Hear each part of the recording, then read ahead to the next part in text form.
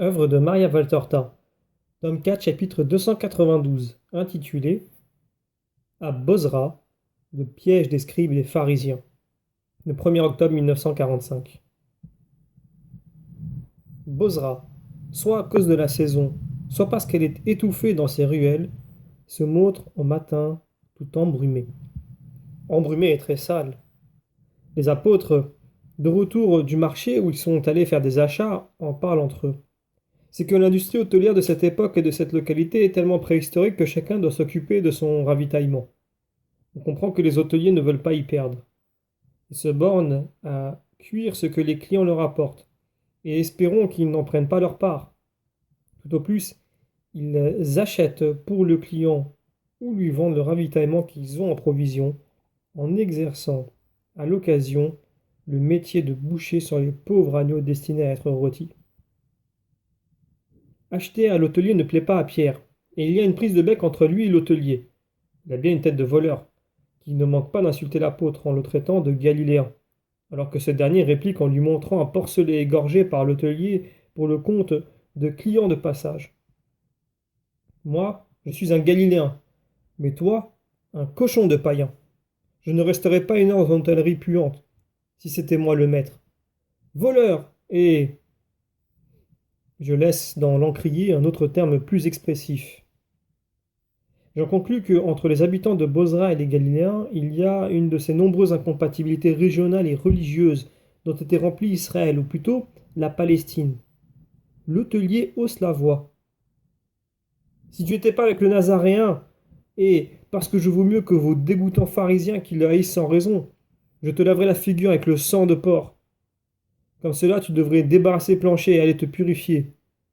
Mais je le respecte, lui, dont la puissance est certaine, et je te dis qu'avec toutes vos histoires, vous êtes des pécheurs. Nous valons mieux que vous. Nous ne posons pas de pièges. Nous ne sommes pas des fourbes. Vous? Quoi? Race de traîtres injustes et criminels qui ne respectez même pas le peu de saints que vous avez parmi vous. Qui appelles-tu traître? Nous? Ah! Fasse le ciel que maintenant...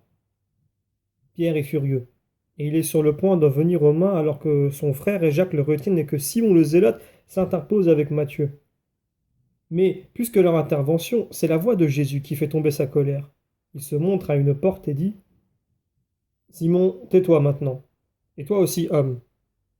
Seigneur, cet hôtelier m'a insulté et menacé le premier. Nazaréen, c'est lui qui m'a offensé le premier. Moi, lui, moi, ils se renvoient mutuellement la faute. Sérieux et calme, Jésus s'avance. Vous avez tort tous les deux.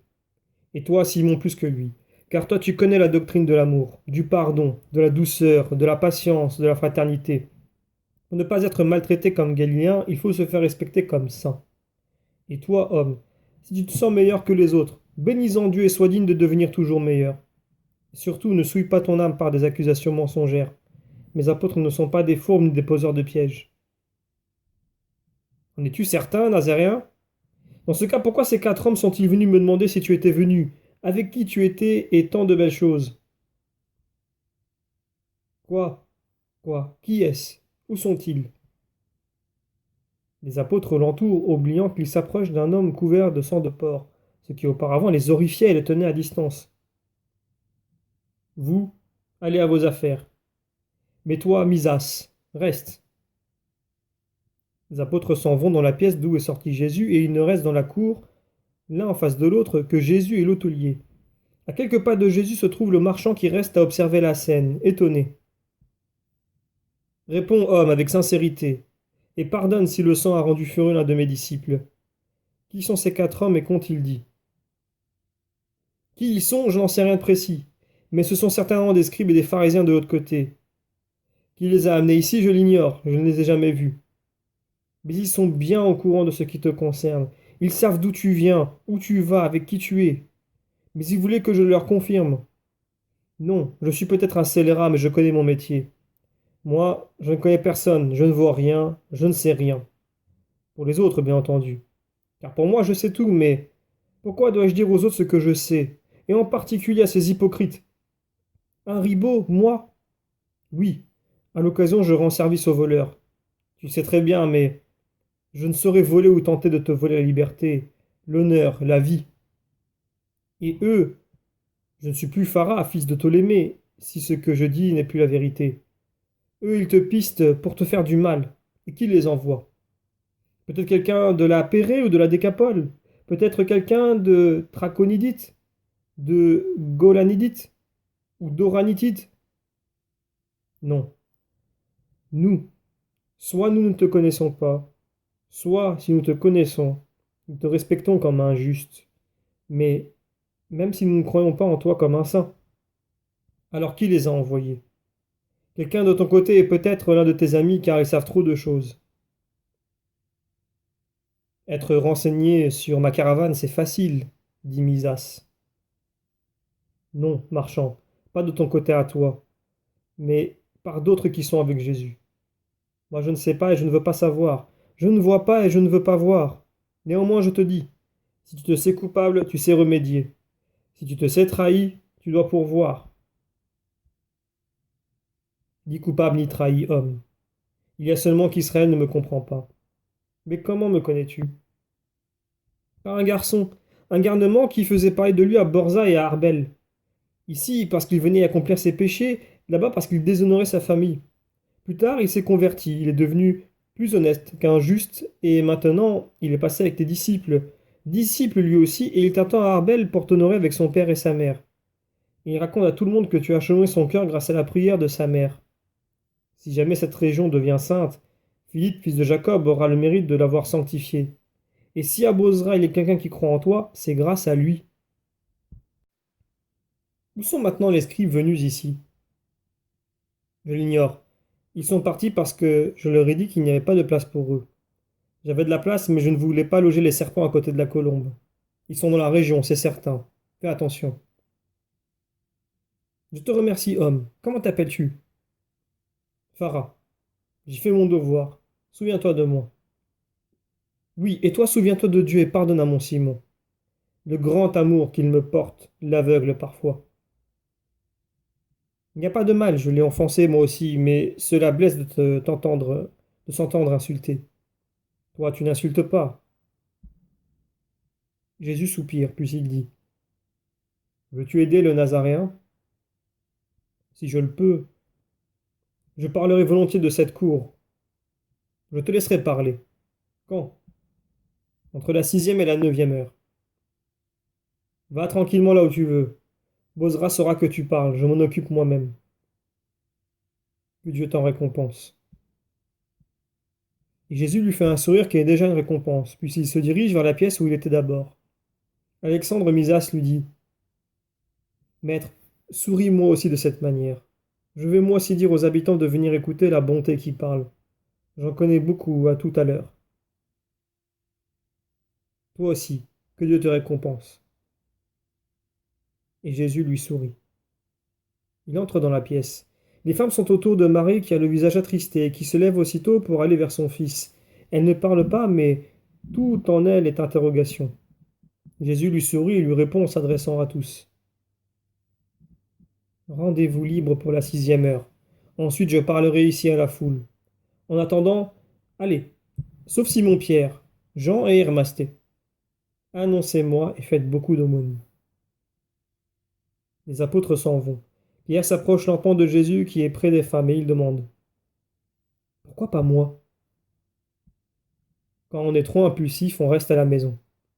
Simon, Simon, quand donc sauras-tu exercer la charité envers le prochain? Pour le moment, c'est une flamme allumée, mais uniquement pour moi. C'est une lame droite et raide, mais seulement pour moi. Sois doux, Simon. Tu as raison, Seigneur.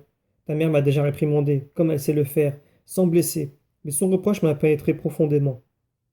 Cependant, fais-moi des reproches toi aussi, mais ensuite ne me regarde plus avec cet air triste. Sois bon, sois bon. Satika, je voudrais te parler en particulier. Monte sur la terrasse.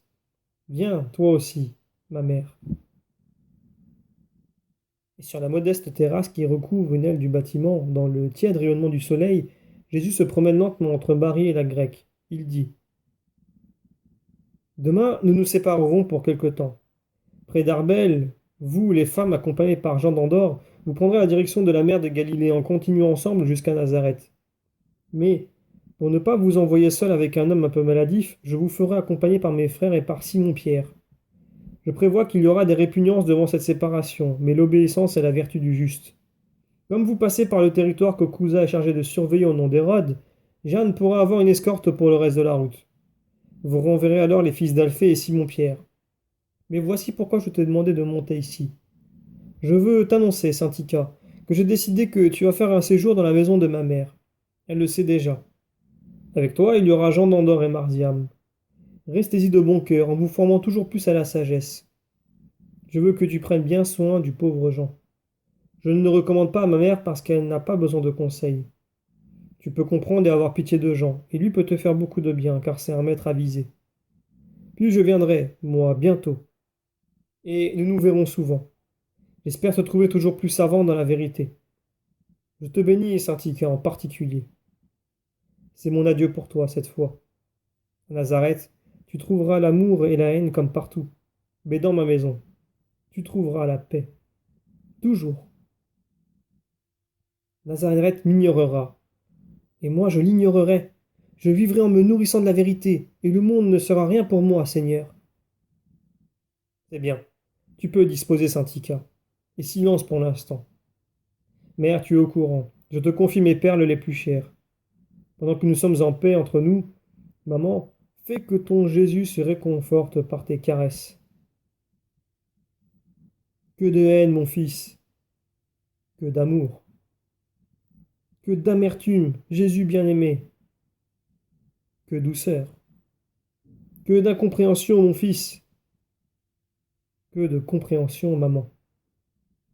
Mon trésor, mon fils chéri, maman, joie de Dieu est la mienne, maman. Ils s'embrassent en restant ensuite l'un à côté de l'autre sur le banc de pierre adossé au muret de la terrasse. Jésus tient sa mère embrassée, à la fois protecteur et affectueux. Elle a la tête sur l'épaule de son fils, ses mains dans sa main. Ils sont bien heureux. Le monde est si loin, enseveli, sous des flots d'amour et de fidélité.